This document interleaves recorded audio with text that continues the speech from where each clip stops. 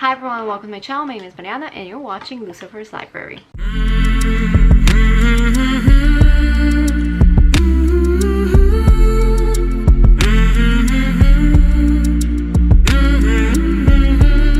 In today's video we're doing the July wrap-up.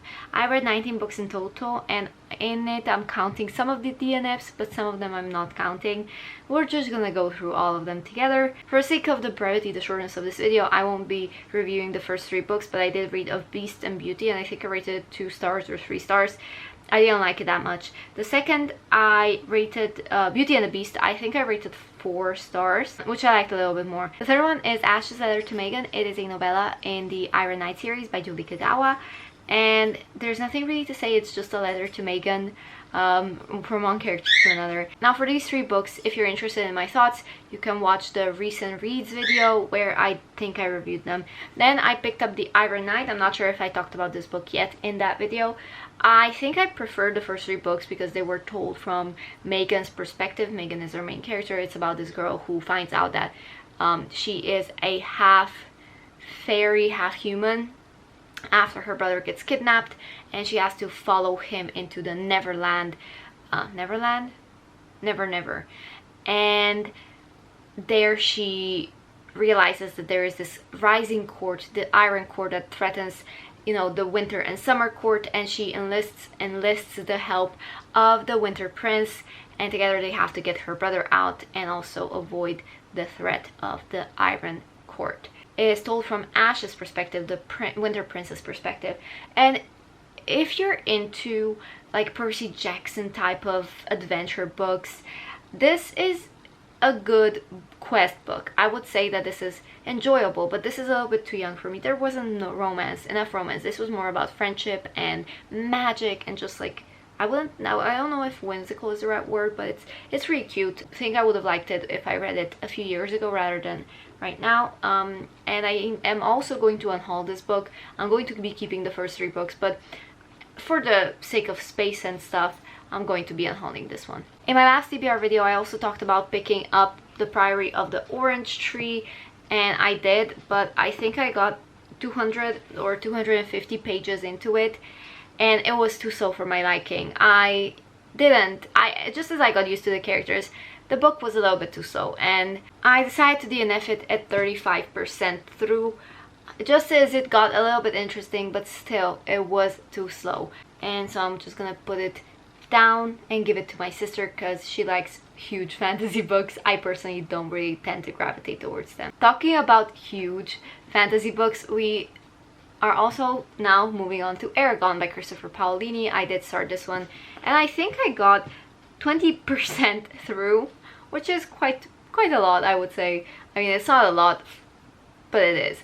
So I don't know, I didn't click with this book. It wasn't that enjoyable, so I've made my peace with it, and my sister and I are unhauling the entire series, but my sister, I think, read all the books, so I'm fine with not finishing it because it's not my cup of tea. I just want to read something with more romance and something, I don't know, that interests me. After that, I picked up The 7 Husbands of Evelyn Hugo. This is from my another TBR video, and oh gosh, did I enjoy this book. I loved it. This is a 5-star read. Absolutely incredible. One of the best books that I've read this month and this year, and I just couldn't put it down. I read what was essentially one sitting, and I do talk about it more in one of my reading 3 books videos. Reading 3 books is a series that I have where I read 3 books, and each video has a different theme. But for this book, I think I read 3 books that I have been avoiding. And just as I said in one of my videos where I was still ranking genres, that historical fiction wasn't as good for me as historical romance, I think this has proven me wrong. It's just as incredible, and there is a little bit of romance in this. It takes a while. It's like Love, Rosie, if you know what I mean. It just takes a while until you get there. Okay, I'm not sure where I put this book. It's somewhere on there on the pile, but I did manage to get through Two Can Keep a Secret by Karen N. McManus. Actually, I DNF'd it 90 pages from the ending, and then I just flipped through it and just skimmed the pages just to see what's going on. I thought this was a disappointing read. Then I picked up Follow Me Back by A.V. Geiger, and this is a thriller about a celebrity and just his fan and this celebrity is very paranoid because one of, not necessarily his friends, not necessarily his co-workers either, but he is a singer, and one of the singers, one of the people in the same circles as him, I guess, had been murdered by his fan. And so this celebrity is just paranoid. He doesn't want to have anything to do with his fans. And on the other hand, we have this girl who is just has very bad agoraphobia. She is not able to leave the house because she just fears something, and what she fears will be revealed later on in the book, but I don't want to spoil anything. And somehow this celebrity, he creates a fake account to troll her, and they end up connecting and being friends, and then things kind of go downhill. And I would say this book contributed to my mental health downfall. I was just really just struggling getting through it, not because I was paranoid, but I don't even know, it just put me in that really bad mental health space. I did end up finishing it actually. The epilogue ruined everything for me, and I think I rated it 3 stars in the end, or 2.5 maybe. And one thing that I really enjoyed was the police transcriptions when they interviewed them, and social media integration in this book. This is where I think this book just did so well.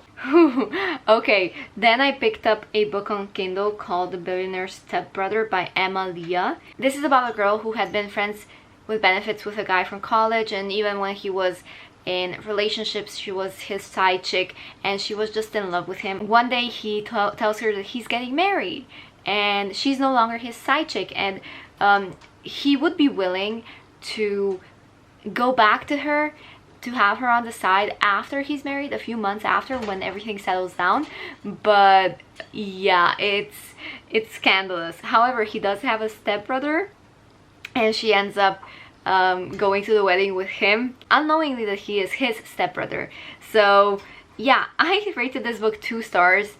Can't remember why right now, but it wasn't that memorable. I also rated 2 stars The Wright Brother. The reason why I DNF'd this book 55% through, I'm sorry if I'm not really coherent today, I'm just really tired, but the reason why I DNF'd this 55% through, it is because I didn't like the main male character, and I didn't like their dynamic and everything, so I just didn't feel the chemistry, and I DNF'd it. If you can tell, I have been craving romance this month, and I just didn't get what I wanted. However, I did pick up The Cruel Prince by Holly Black. This was from one of my bonus prompts, and I rated this book 4 stars. The first time I tried it, I read 70 pages, and then I put it down because I didn't like it. This book, I think, starts at like page 120, and to be honest, I didn't hate it.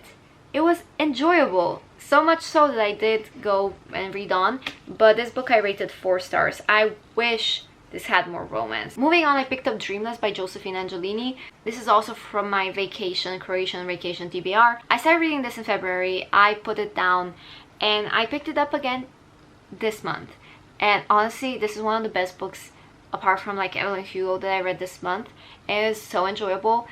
Usually, when it comes to OG YA books, they don't withstand the test of time, but Starcrossed and this book are incredible, just absolutely incredible, and I'm so glad that I bought them.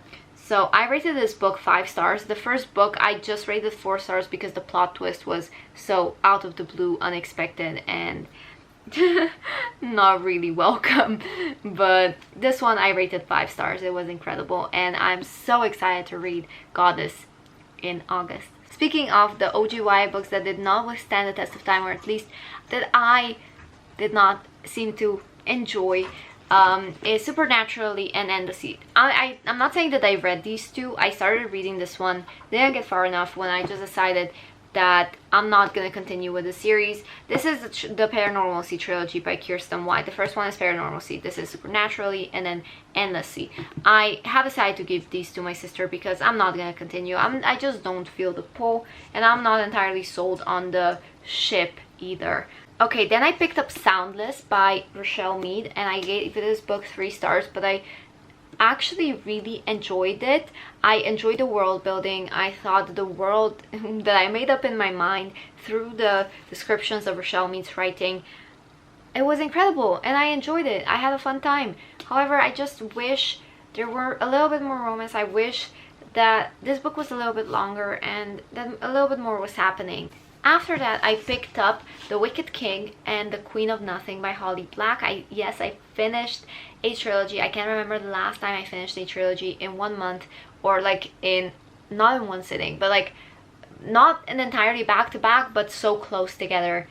I can't remember it. It usually takes me years to finish series because I don't tend to enjoy staying in one world for too long.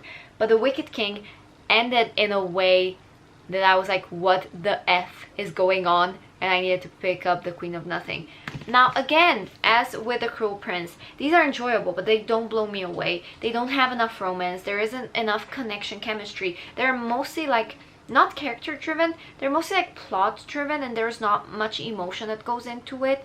It's just strategic, I guess, is what I'm saying. It's just war and not really I mean, yeah, but I don't even know how to explain it, but it's not what I would rate normally 5 stars. So I rated these books 4 stars. All 3 books for me were 4 stars. Okay, before we continue with the next few books, I do have to say that I did end up unhauling The Miniatures by Jessie Burton and Circe by Madeline Miller. I did take this with me to Croatia, and just when we arrived, I realized this isn't something that I am interested in right now, or I'm just probably not gonna be interested in it. And my sister, when I told her that I'm probably unhauling this, she said, yeah, I don't think this is your cup of tea. But at the same time, she told me to, you know, take it and read it. I don't, like, why did I take it to Croatia if you don't think it's gonna be my cup of tea? Why did you give me this book? It's funny. The 17th book that I picked up is Merciless by Willow Winters. And I really hated this book. I rated it 1 star. I don't even want to talk about it. It is very highly problematic. It is kidnapping, Stockholm Syndrome, manipulation, abuse. I DNF'd it 83% through because I thought that usually, you know, when there is a mafia romance and there is a kidnapping and just kind of like manipulation, making her fall for you, the characters are at least redeemable. Even if their actions are bad, at least you see something good in the characters, which is what makes you stay. But in this book, the main male character is so just blatantly disrespectful of our female characters' wishes, and he wishes to break her. I just don't like it. It doesn't sit right with me, so I rated it 1 star. And sorry if I'm looking down, it's because I have notes here. And the next book that I read is Bad Night Stand by Elise Faber, which I DNF'd at 52%. I don't know if you can tell, but Kindle romance books just aren't always my thing, and I don't remember the last time I rated a Kindle romance book more than 3 stars. However, the one book that I do remember is Dating Games. Anyway, when it comes to Bad Night Stand, I DNF'd at 52%. Let me read you the review because I don't remember anything. I didn't like how unlikable the characters were due to their actions, and their chemistry was mainly non-existent. Jordan was a jerk. Oh, yeah, this book has the most bipolar is giving bipolar people a bad rap. But the most whiny male character who changes his mind every 2 seconds. Like 1 minute he is really nice, the next minute he's a jerk, the next minute he's accusing girl of wanting to get him for his money. I just love a good pregnancy plot and them trying to figure things out for the sake of the baby and stuff.